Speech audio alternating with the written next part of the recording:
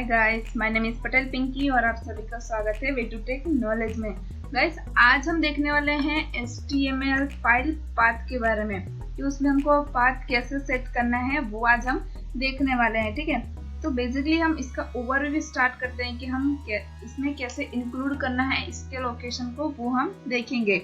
HTML file path के जरिए आप फाइल के लोकेशन को सेट कर सकते हो। ठीक है, फाइल पाथ एक तरह से वेब ब्राउजर का एड्रेस होता है, मतलब आप जहां से ले रहे हो, कोई भी इमेज हो या फिर इमेज है, स्टाइल स्क्रिप्ट है, तो उसका लोकेशन आपको वहां पे बताता है, वो सेट करते हो आप। हम किसी भी एक्सटर्नल फाइल के पाथ को HTML के साथ लिंक कर सकते हैं। ठीक है, जैसे कि इमेज फाइल है, CSS फाइल है, जावास्क्रिप्ट है, वीडियो है, वेब पेज है आदि HTML फाइल में हम ऐड कर सकते हैं। शुरू करने से पहले हम जान लेते हैं कि इस ट्यूटोरियल में हम क्या क्या कवर करने वाले हैं। तो बेसिकली हम यहाँ पे HTML फाइल पाथ कवर करने वाले, मतलब इसका इंट्रो देखेंगे, उसके बाद types of HTML file path देखेंगे कि कितने टाइप्स हैं। ठीक है, तो बेसिकली यहाँ पे इसके दो टाइप्स हैं, absolute file path and relative file path.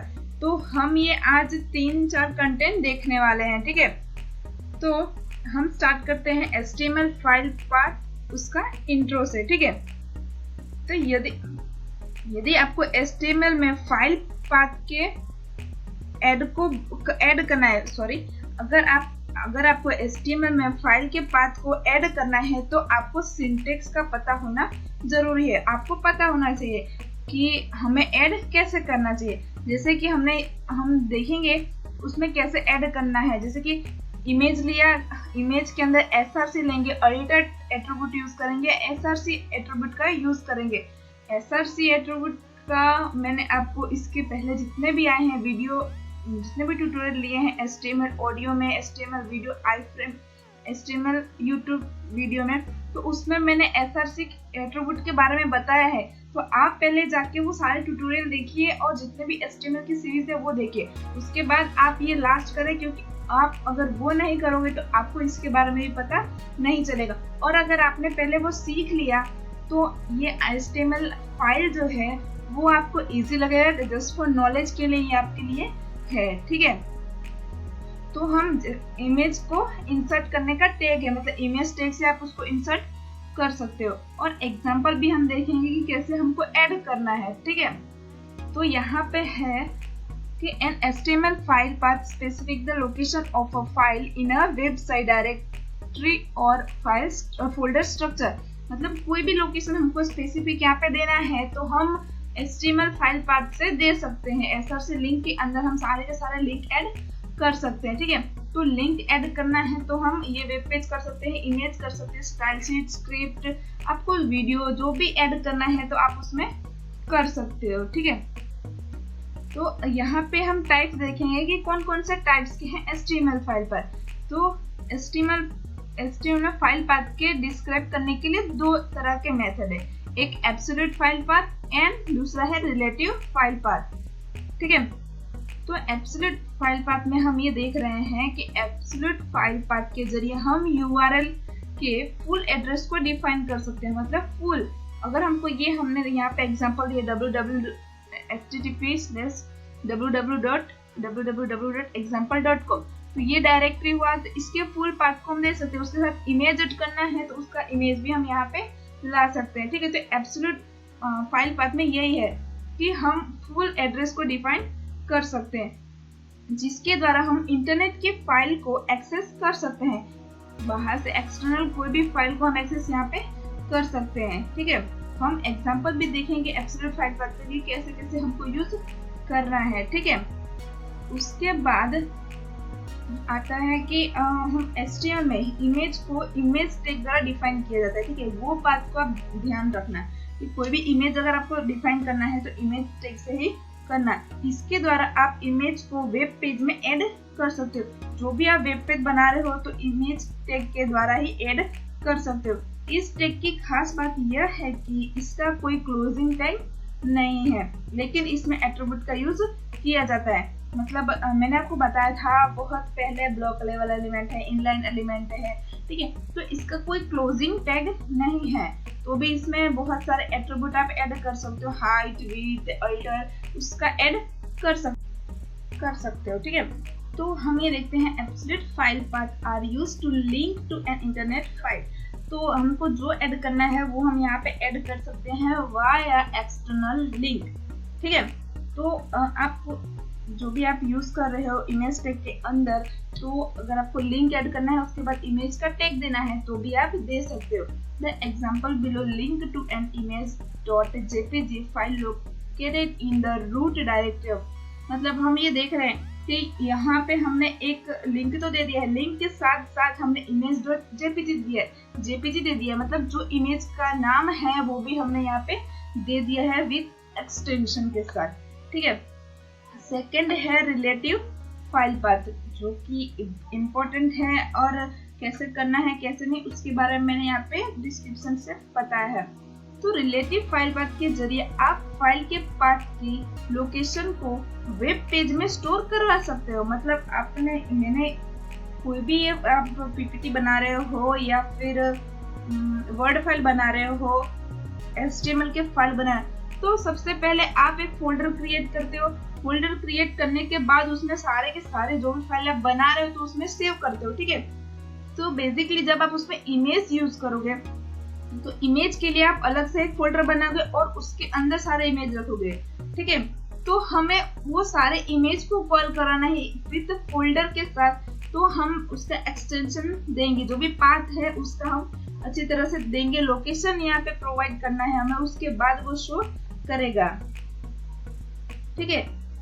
अब आप जान ही गए होंगे कि HTML फाइल पाथ के टाइप्स कितने हैं, क्या क्या होता है, वो आपको पता चल ही गया होगा, ठीक है। Relative file path are used to link to file in your own website to folder structure. मैंने अभी आपको बोला, वही यहाँ पे लिखा हुआ है। तो फोल्डर स्ट्रक्चर के थ्रू आप उसमें कॉल करा सकते हो। It is recommended as it will work even if you change your domain name. अच्छा, अब आप यहाँ पे आपका डोमेन नेम चेंज कर रहे हो, ठीक है, तो अपने अच्छी तरह से फाइल पाथ दिया होगा तो आपको ज्यादा चेंज करने की जरूरत नहीं पड़ेगी, खाली आपको डोमेन ही चेंज करना है ना, फाइल तो वही का वही रहने वाला है, ठीक है।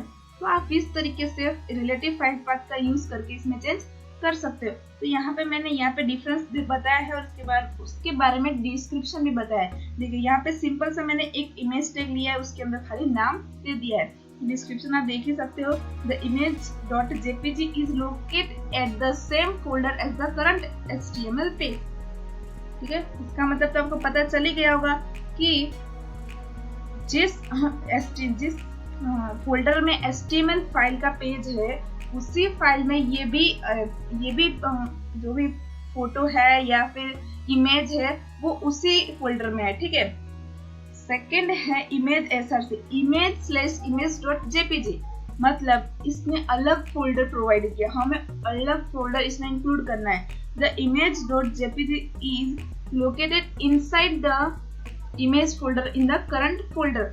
ये जो करंट फोल्डर है उसके अंदर भी एक फोल्डर है, फोल्डर के अंदर जो सारे इमेज है, इसलिए यहाँ पे अलग से एक फोल्डर हमने दिया है। थर्ड है इमेज SRC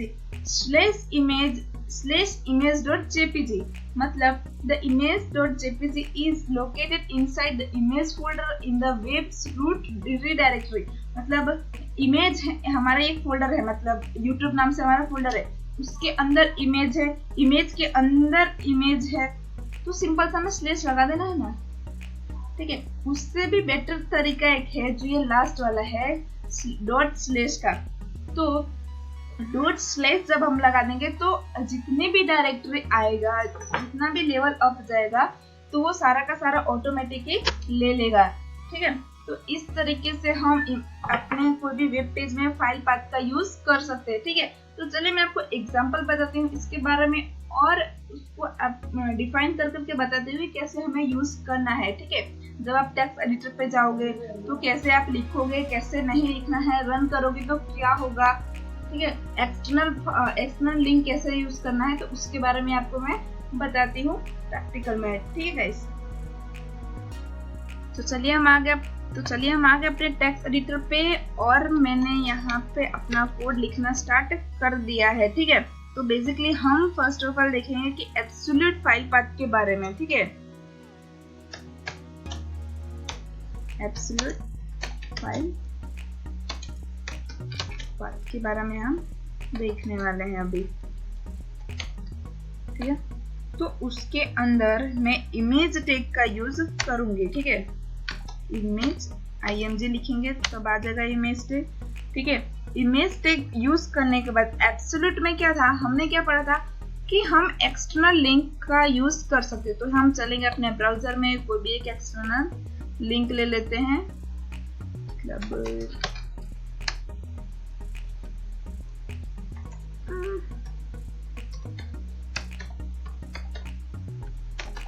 कार्टून इमेज हम यहाँ पे लेंगे। ठीक है, तो बेसिकली हम ये वाला ले लेते हैं और इसको हम इसका जो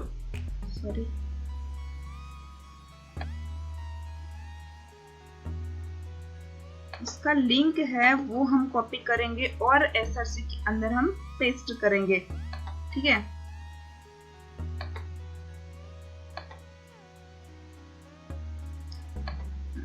दूसरा भी कर लेते हैं, अच्छा है। ठीक है, तो इस तरीके से हमने किया। अब हम इसे कॉपी करेंगे और ब्राउजर पे जाके इसको रन करेंगे। ठीक है,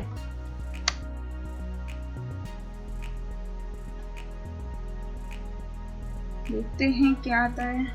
ठीक है, और यहाँ पे हम अल्टर टैग का भी यूज कर लेते हैं। ठीक है, इमेज कुछ भी आप लिख सकते हो जो लिखना चाहोगे, हमने ये यूज कर लिया। यहाँ पे इमेज की लोकेशन नहीं बता रही है इसलिए वहां पे इमेज लिख के आ रहा है। तो अल्टर टैग का जो यूज है वह यही है कि अगर इमेज नहीं आ रही है तो अल्टर में जो लिखा होगा वो वहां पे शो हो जाएगा। ठीक है, ये कर दिया, ये अब सही है लिंक। अब आ जाना चाहिए ब्राउजर पे हमारा जो भी इमेज हमने यहाँ पे लिया है। ये देखिए, हाइट विड्थ सेट करना है तो भी हम कर सकते हैं। ठीक है, तो इस तरीके से कर सकते हैं। सेकंड भी हम एक ले लेते हैं, ये ले लिया। तो मुझे ये कार्टून बहुत पसंद है इसलिए मैं इसका भी ले लेती हूँ इमेज। ठीक है, आप भी जो पसंद है वो आप करके वो src के अंदर उसका लिंक लेके आप रन करा के और कर सकते हो। ठीक है, ये देखिए कहाँ गई, हाँ ये रही, आ गई रैबिट के साथ। तो इस तरीके से आप कोई भी इमेज को शो करा सकते हो या फिर जो भी फाइल लेना है वो भी शो करा सकते हो।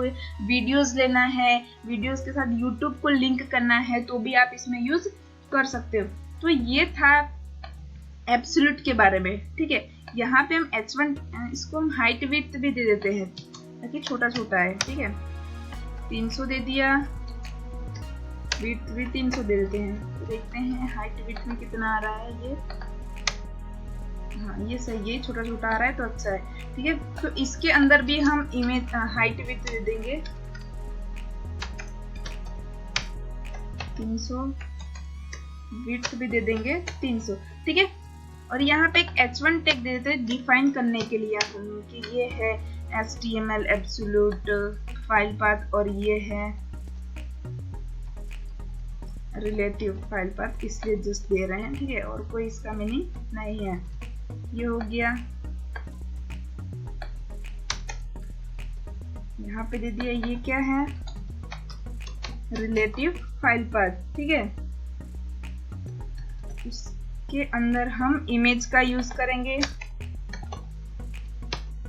और यहाँ पे हम जो इमेज का यूज करेंगे वो इंटरनल यूज करेंगे। मतलब हमारे कोई फोल्डर है तो हम उसके अंदर से यूज करेंगे। ठीक है, बेसिकली यह रहा। तो यहाँ से मैं ये बैनर वाला लूंगी, तो बैनर डॉट png ये फाइल का मैं यूज करूंगी। अल्टर दे देती हूँ बैनर। ठीक है, हाइट सेट कर दूंगी 300, विड्थ सेट कर दूंगी 300। ठीक है, अब इसे हम रन करेंगे। ये देखिए, ये दोनों एब्सोल्यूट के थे और ये जो है रिलेटिव का है। तो अगर हमें इंटरनली कोई भी फोल्डर के अंदर से हमें कॉल कराना है तो हम कर सकते हैं। ठीक है, बेसिकली मैंने आपको बोला था कि अगर आप फोल्डर यूज कर रहे हो तो फोल्डर का नाम देना है, नहीं यूज कर रहे हो तो नहीं देना है। ठीक है, तो इस तरीके से मैंने इसका यूज किया है। देखिए, ये एब्सोल्यूट का एग्जांपल है और ये रिलेटिव का है। ठीक है, तो अब आप जान ही गए होंगे कि HTML file path, HTML types of file path आपको पता चल ही गया होगा। ठीक है, और उसके बाद भी अगर आपको कोई क्वेश्चन आता है, कोई भी प्रश्न आते हैं तो कमेंट बॉक्स में आप जरूर मुझसे पूछ ले, तो मैं आपको रिप्लाई जरूर दे दूंगी। ठीक है गाइस, तो इस वीडियो में इतना ही था, इससे ज्यादा आप फाइल पाथ के बारे में नहीं। अगर आपको इंक्लूड करना है तो आप अपने मन से कर सकते हो, जो भी एट्रीब्यूट यूज करना है वो। ठीक है गाइस, थैंक्स फॉर वॉचिंग।